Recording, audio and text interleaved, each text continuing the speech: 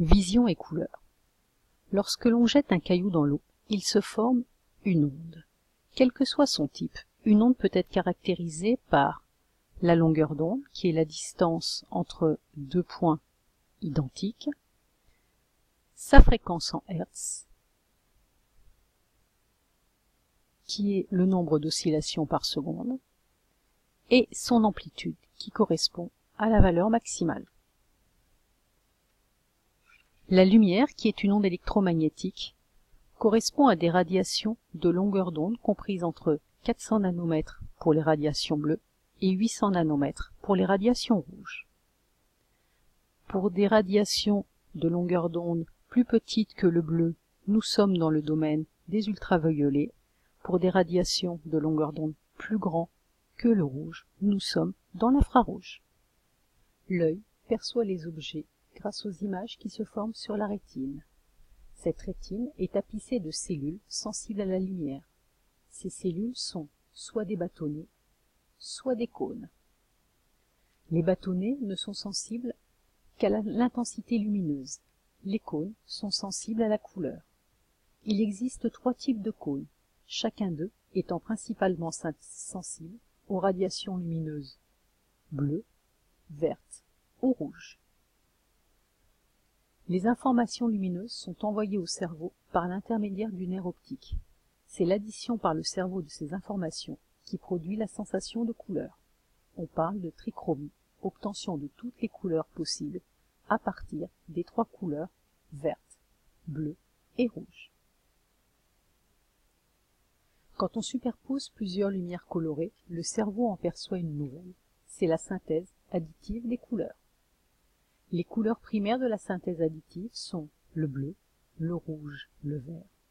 En les superposant 2 à 2, on obtient les couleurs secondaires, cyan, magenta, jaune.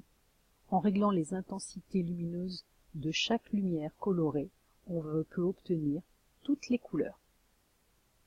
Les écrans de téléphone, téléviseurs, ordinateurs utilisent aussi le principe de la trichromie.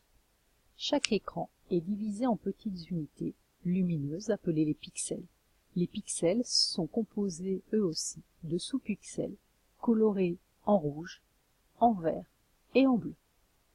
En agissant sur le réglage de l'intensité lumineuse de chaque sous-pixel, on peut obtenir la couleur voulue pour le pixel, car l'œil perçoit la superposition de la lumière émise.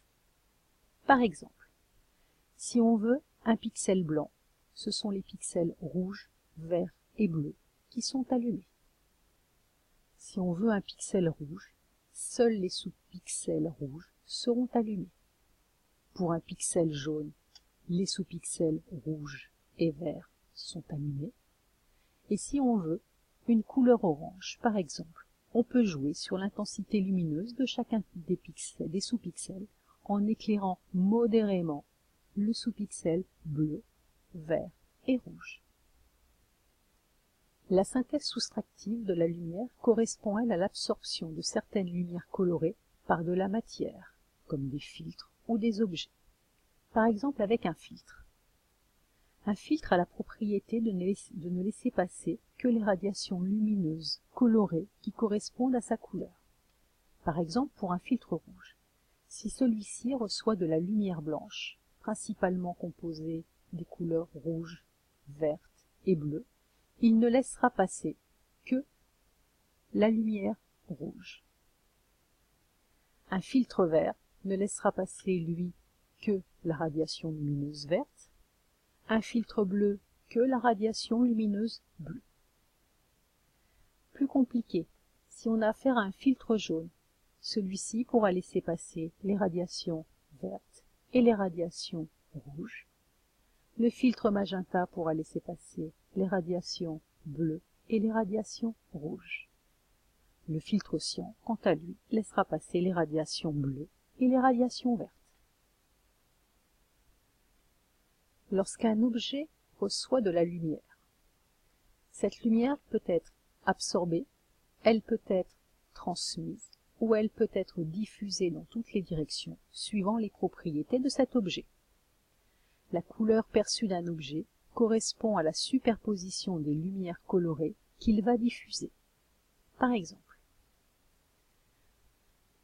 Un objet blanc, s'il reçoit des radiations lumineuses rouges, vertes et bleues, il va pouvoir diffuser du rouge, du vert et du bleu.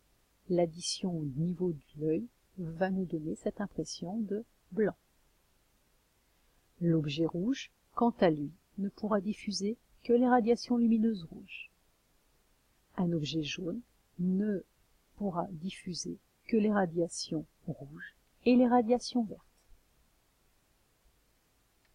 La couleur dépend aussi de l'éclairage. Reprenons notre objet jaune. Éclairé en lumière blanche, il diffuse donc les radiations vertes et bleues. Éclairons-le maintenant en lumière cyan, en intercalant un filtre cyan sur notre lumière blanche. Le filtre cyan ne laisse passer que les radiations bleues et vertes. Celles-ci arrivent sur l'objet jaune. Cet objet jaune n'est capable de diffuser que les radiations vertes et rouges.